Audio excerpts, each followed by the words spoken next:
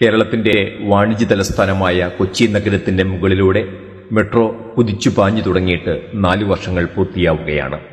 കേരളത്തിന്റെ വികസന ചരിത്രത്തിൽ ഒരു വലിയ നാഴികക്കല്ലാകും എന്ന് പ്രവചിക്കപ്പെട്ടിരുന്ന കൊച്ചി മെട്രോ 4 വർഷങ്ങൾക്ക് ശേഷം അക്ഷരാർത്ഥത്തിൽ കിതയ്ക്കുകയാണ് ഞെട്ടിപ്പിക്കുന്ന നഷ്ടക്കണക്കുകളുമായി. പണി പൂർത്തിയാകുമ്പോൾ 1 ലക്ഷം കോടിയിലധികം രൂപ ചെലവ് വരുന്ന കെയർ റെയിലിനെ കുറിച്ചുള്ള ചൂടേറിയ ചർച്ചകൾ നടക്കുന്ന ഈ പശ്ചാത്തലത്തിൽ 5000 കോടി രൂപ ചെലവിൽ പണി പൂർത്തിയാക്കിയ കൊച്ചി മെട്രോയുടെ കണക്ക് പുസ്തകങ്ങളിലൂടെയുള്ള ഒരു യാത്രയാണ് പോസിറ്റീവ് സ്റ്റോക്കിന്റെ ഈ അധ്യായത്തിൽ.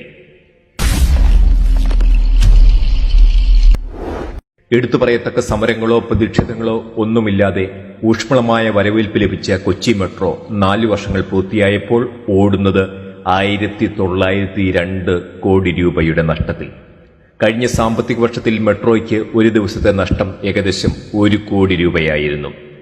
പണി പൂർത്തീകരിക്കുമ്പോൾ 1 ലക്ഷം കോടിയിലേറെ രൂപ ചെലവ് പ്രതീക്ഷിക്കുന്ന കെയർ പദ്ധതിയുമായി സംസ്ഥാനം മുമ്പോട്ട് പോകുമ്പോൾ വളരെ വേഗം ലാഭം പ്രതീക്ഷിച്ച മെട്രോയുടെ നഷ്ടം നമുക്ക് ഒരു പാഠപുസ്തകമാണ്. ഓരോ വർഷം പിന്നിടുമ്പോഴും നഷ്ടത്തിന്റെ കണക്ക് കുത്തനെ വർദ്ധിക്കുകയാണ്. 2017-18 സാമ്പത്തിക വർഷം മെട്രോയുടെ നഷ്ടം 167 കോടി. 2018-19 നഷ്ടം 281 കോടി. 2019-20 നഷ്ടം 310 കോടി കവിഞ്ഞു. 2020-21 സാമ്പത്തിക വർഷത്തിൽ നഷ്ടം 334 കോടിയായി വർദ്ധിച്ചു. 2015 പ്രതിദിനം 3,80,000 യാത്രക്കാർ മെട്രോയിൽ എത്തുമെന്നായിരുന്നു കണക്കുകൂട്ടൽ. 2020 യാത്രക്കാരുടെ എണ്ണം 4,60,000 ഉയരുമെന്നും ഡീറ്റെയിൽഡ് പ്രൊജക്ട് റിപ്പോർട്ടിൽ സൂചിപ്പിച്ചിരുന്നു. 4 വർഷങ്ങൾ പിന്നിടുമ്പോഴും ഒരു ദിവസം പോലും പ്രതീക്ഷിച്ചതിന്റെ പകുതി യാത്രക്കാർ മെട്രോയിൽ സഞ്ചരിച്ചിട്ടില്ല. കോവിഡിന് മുമ്പ് ശരാശരി 65,000 പേരാണ് ഒരു ദിവസം മെട്രോയിൽ യാത്ര ചെയ്തിരുന്നത്. സർവീസ് തുടങ്ങിയ ശേഷം ഏറ്റവും കൂടുതൽ യാത്രക്കാർ ഉണ്ടായ ദിവസം 2018 ജൂൺ 19 1,56,000 പേരാണ് അന്ന് മെട്രോയിൽ യാത്ര ചെയ്തത്. കോവിഡ് മഹാമാരി മെട്രോയെയും വെറുതെ വിട്ടില്ല എന്നത് വാസ്തവമാണ്. ആദ്യ ലോക്ക്ഡൌണിന് ശേഷം 18,361 പേർ മാത്രമാണ് പ്രതിദിനം മെട്രോയിൽ യാത്ര ചെയ്തത്. എന്നാൽ കോവിഡ് കാലം പരിഗണിക്കാതിരുന്നാൽ പോലും മെട്രോ വലിയ നഷ്ടത്തിലാണ് ഓടുന്നത് എന്ന് കാണാൻ കഴിയും. കൗതുകത്തിന്റെ പേരിൽ കൊച്ചിക്ക് പുറത്തുനിന്നുള്ള ധാരാളം ആൾക്കാർ കൂട്ടമായി മെട്രോ ഉപയോഗിച്ചിരുന്ന മെട്രോയുടെ തുടക്ക കാലഘട്ടത്തിൽ പോലും 167 കോടി രൂപയായിരുന്നു നഷ്ടം. പിറ്റേ വർഷം നഷ്ടം ഇരട്ടിയോടടുത്തു. ഇന്നലെ ഹർത്താലിന്റെ 2ാം ദിനത്തിൽ ആണ് ആലുവയിൽ നിന്ന് ഇടപ്പള്ളിയിലേക്ക് സൈമൺ പഴമ്പള്ളിയച്ചനുമൊത്ത് ഒരു മെട്രോ പഠനയാത്ര നടത്തിയത്. 11 കിലോമീറ്റർ ദൈർഘ്യമുള്ള ആലുവ ഇടപ്പള്ളി യാത്രയ്ക്ക് ഒരാളുടെ ടിക്കറ്റ് ചാർജ് 40 രൂപയാണ്. അതായത് 1 കിലോമീറ്റർ സഞ്ചരിക്കുവാൻ 3 രൂപ 63 പൈസ. ആലുവ ഇടപ്പള്ളി പ്രൈവറ്റ് ബസിന്റെ ചാർജ് 17 രൂപ. ഇനി മെട്രോ കാഴ്ചകളിലേക്ക്. ഇത് ഇടപ്പള്ളി മെട്രോ സ്റ്റേഷനാണ്. വൃത്തിയുടെ കാര്യത്തിൽ 100-ൽ 101 മാർക്കും കൊടുക്കാം. ഹർത്താൽ ദിനമായതുകൊണ്ടാവാം ഇന്നലെ വലിയ തിരക്കൊന്നും ഇവിടെ കാണാനില്ലായിരുന്നു. ഒരു വലിയ ജനക്കൂട്ടത്തെ എപ്പോഴും പ്രതീക്ഷിച്ചിരിക്കുന്ന ഭാവമാണ് ഇടപ്പള്ളി മെട്രോ സ്റ്റേഷനുള്ളത്. വിശാലമായ ഇടനാഴികൾ സഞ്ചാരികളുടെ കാലൊച്ചയ്ക്ക് കാതോർത്തിരിക്കുന്നു. മറ്റു പൊതുഗതാഗതങ്ങളൊക്കെ നിശ്ചലമായിക്കൊണ്ടിരിക്കുമ്പോഴും മെട്രോ ഓടിക്കൊണ്ടിരുന്നു.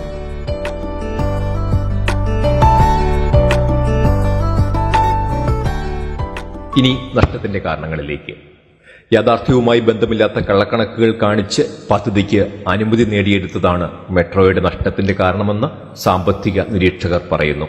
വാസ്തവത്തിൽ ഉണ്ടാകാവുന്ന യാത്രക്കാരുടെ എണ്ണത്തേക്കാൾ 10 ഇരട്ടി പെരുപ്പിച്ചാണ് 2015 തന്നെ മെട്രോ അവതരിപ്പിക്കപ്പെട്ടത്. പ്രൊജക്ട് റിപ്പോർട്ട് പ്രകാരം 2028 കൊച്ചി മെട്രോ ലാഭത്തിലെത്തുക. പഠന റിപ്പോർട്ടിന്റെ ഇതുവരെയുള്ള കണക്കുകൾ ഒക്കെ തകിടം മറിഞ്ഞ സ്ഥിതിക്ക് 2028 ലഭിക്കുമെന്ന് പ്രതീക്ഷിക്കുന്ന ലാഭം എന്ന് കിട്ടും എന്നും കണ്ടറിയണം. കക്ഷി രാഷ്ട്രീയ ഭേദമന്യേ കേരളത്തിലെ ജനങ്ങൾ ഇരുകൈയും നീട്ടി സ്വീകരിച്ച കേരളത്തിൽ ഏറ്റവുമധികം യാത്രാക്കുരുക്ക് അനുഭവപ്പെടുന്ന മേഖലയിൽ കൂടി കടന്നുപോകുന്ന മെട്രോ റെയിലിന്റെ സ്ഥിതി ഇതാണെങ്കിൽ എന്താകും വരാനിരിക്കുന്ന കെയർ റെയിലിന്റെ അവസ്ഥ? അതിവേഗം പൂർത്തിയായി എന്ന് അവകാശപ്പെടുന്ന മെട്രോയുടെ നിർമ്മാണ കാലാവധി വെച്ച് നോക്കിയാൽ കെയർ റെയിലിന്റെ നിർമ്മാണം പൂർത്തിയാക്കുവാൻ 127 വർഷമെടുക്കും എന്ന് സാമ്പത്തിക വിദഗ്ധർ ചൂണ്ടിക്കാട്ടുന്നു. 1 കിലോമീറ്റർ മാത്രം ദൈർഘ്യമുള്ള കുതിരാൻ തുരങ്കം പൂർത്തിയാകുവാൻ 10 വർഷം എടുത്ത നാടാണ് നമ്മുടേത്.